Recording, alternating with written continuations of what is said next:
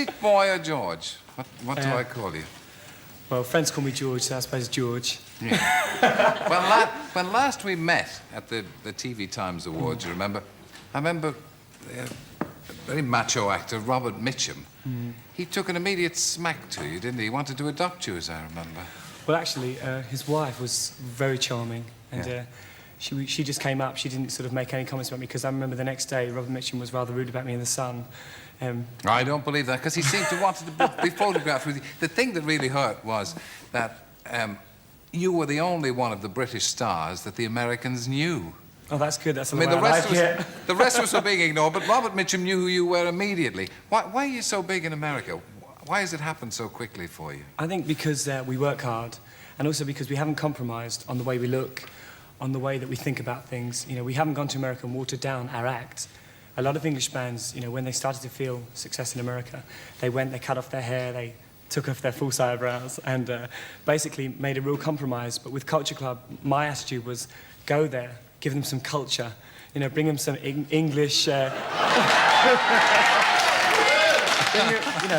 bring them some real English eccentricity, because, I mean, let's face it, England, our culture is based on eccentricity, you know.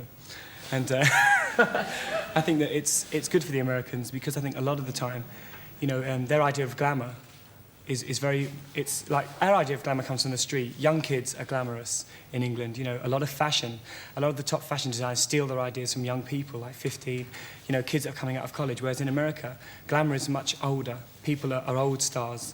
And it's a new generation now. But wasn't it hard for Middle America, particularly? I can understand the East Coast and the West Coast accepting you, but the whole... What about the Bible Belt and the southern states? I mean, what's their reaction to you? The word accepting obviously doesn't come into it, because, number one, I haven't accepted us at all. I was watching a programme a week ago. I woke up at 6 in the morning, I was watching Breakfast TV. I won't say which side. Yeah. And there was a programme on about kids that wore one white glove to school, Michael Jackson fans, and the headmaster said, God damn it, if we let them wear this, they might dress up as Boy George. And that kind of really brought it home to me, that they love the music, but they haven't accepted me, not at all. I mean, you know, when we did the Grammy Awards, I turned around and I said, America, you know a good drag queen when you see one. And of course, it was like, they analysed that, and then the next day in some of the colleges in Middle America were analysing what I'd said. You know, what do you think of what George says, you know? So I think that they're very worried about me there. They kind of... But then I suppose that's the general attitude all over the world. The strange thing about, if I may say so, about your audience here, and I'm not sure whether this is true of America, but certainly here, it's right across the board. Oh, yeah. It's very young to very old. Why? Why do you think that should be? I think because in England we're far more liberal. We're far more democratic. I mean, you know, you can complain about this country, you know, but basically it's the best country in the world, you know, for everything, you know. All the best things happen here, you know, music. England, I think, is like a laboratory for ideas, and all the best things happen here. I mean, whether or not we capitalise on our best assets is another thing. I mean, I think a lot of the time, you know, we could really put more into our musicians. Like at school, I was never really encouraged to do music. It was, you can't kick a ball right outside the class.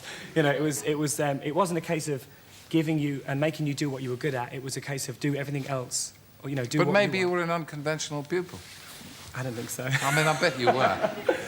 I wasn't, actually. I think that I knew what I wanted. I think there are very few people who know what they want, obviously. But your headmaster reckoned you were unteachable. Well, he was very untalkable too.